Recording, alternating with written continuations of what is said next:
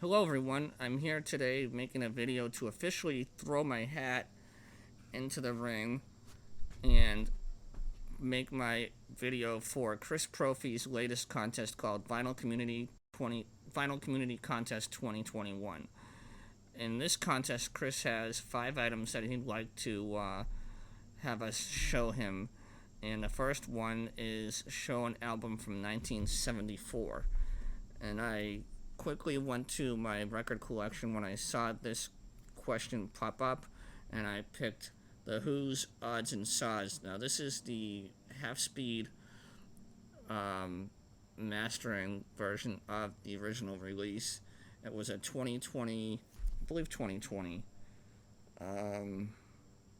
Yes, it was a 2020 Record Store Day release, and when I saw this in the store, I had to grab one quick so that others wouldn't beat me to it. If I recall, there were not too many copies available at the time, so I was happy to have that one. The next item on the list is show an album from 1988. The next artist I'm showing is one of my favorites. He's a legend in the blues community. He's a great blues guitarist, blues rock singer-songwriter. He's very well known to all blues fans, and I've had the privilege of seeing him several times, and that is Tinsley Ellis. He is from Georgia. He's a southern blues rock sensational, and this is his 1988 release, Georgia Blue.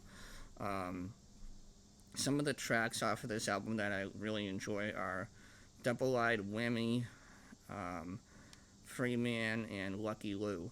Free Man and Lucky Lou are strong showcases that show how talented of a guitar player Tinsley Ellis is. Here's the track listing on the back. If you're a fan of blues rock and blues rock guitarists, I strongly suggest checking out Tinsley Ellis.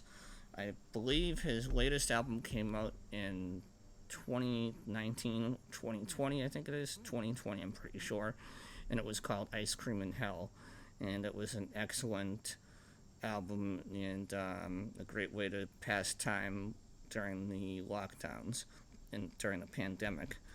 The next topic here, Chris wants us to show him 3 important albums in your collection. The 3 that I have, and actually, where to start? The first one I'm going to show you this is a reissue from the Van Halen's 1984 album, 1984.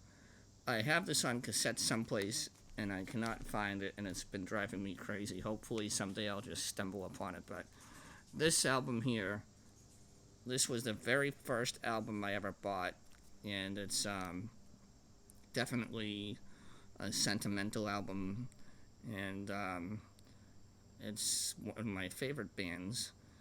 So that's one of the albums that I thought I'd show from the 3 important albums in your collection. Another one is this particular album was one of the first blues albums that I bought, and this is one called Showdown. It features 3 blues legends. One of them is Johnny Copeland. He is one of the first blues guitarists that I fell in love with. His soulful blues voice is just out of this world. He's an excellent songwriter and singer, and really a master at the guitar. And this particular album, Showdown, also features 2 other legends, Albert Collins and Robert Cray. So if you are a fan of these 3 gentlemen here, this is an excellent album to own and to have in your collection. Now, this next album, if you have all seen my entry or my introductory video to the vinyl community, you're going to know that this next band, Indigenous, is the first blues band that I really got into, and this is the first album I ever bought that was from a blues band. This is called Things We Do. This is just a solid album from start to finish. The title track, Things We Do, is a fantastic song. Bring Back That Day is another great tune. It's more of a ballad than a blues rocker. And Another Yesterday is a great tune as well. Here's the track listing. The band leader, Macho Nanji, is still with the band, and it has gone through many transformations over the years. People leaving, people coming in, people going, doing their own things. The original band lineup was his brother, his sister, and one of their cousins, and they've all pretty much moved on to do other things, but hopefully they'll someday reunite and have the original lineup make another album, which I think would be fantastic. The next question is, Chris wants us to show him what we have or what we use for inner and outer sleeves. I was watching a lot of different videos on the in the vinyl community to get an idea of what people use to better protect their records, and this particular manufacturer kept popping up in different conversations, and that's Big Fudge.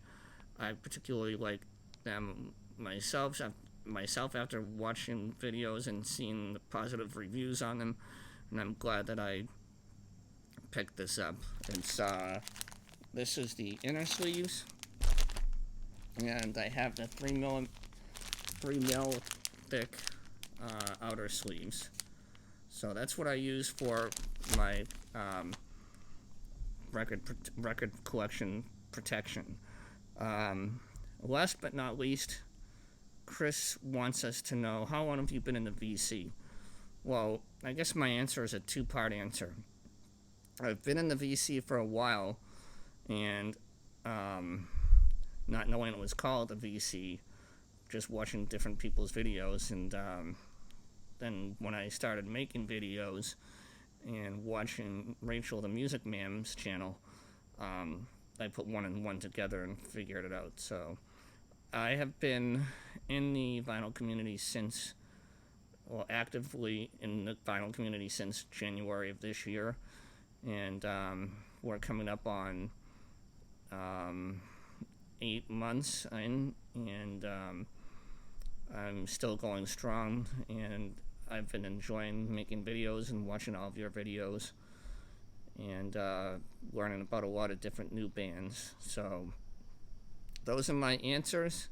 Sorry if this is a little bit long-winded, and once again, good luck to everybody who's entered, and I'll catch you all later. Bye-bye.